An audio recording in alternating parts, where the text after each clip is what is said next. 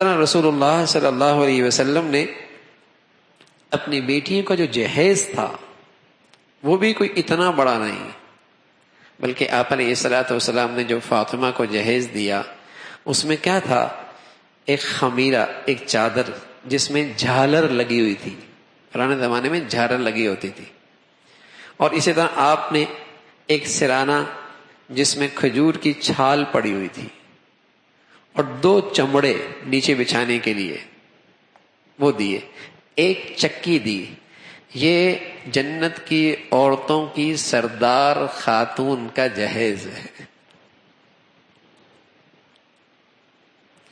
سید الکونین، امام الانبیاء، جن کے لیے یہ دنیا سجی ہے، اس کی بیٹی کی شادی ہو رہی ہے.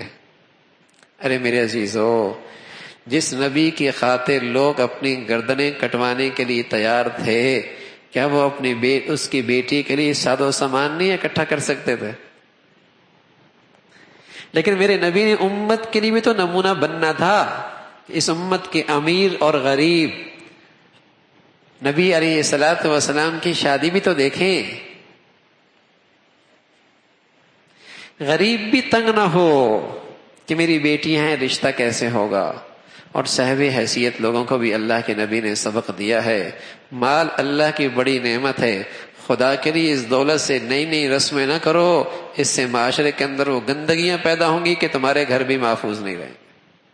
دولت اللہ کی بڑی نعمت ہے، اسے عقل و دانش مندی سے استعمال کرنا چاہیے. اس لیے رسول اللہ صلی اللہ علیہ وسلم فرمایا کرتے تھے، نعم المال للرجل صالح، وہ مال بہت اچھا ہے جو کسی اچھے آدمی کے ہاتھ آ جائے، کوئی اچھی چیزیں، اچھی روایتیں اس سے پیدا کرے گا.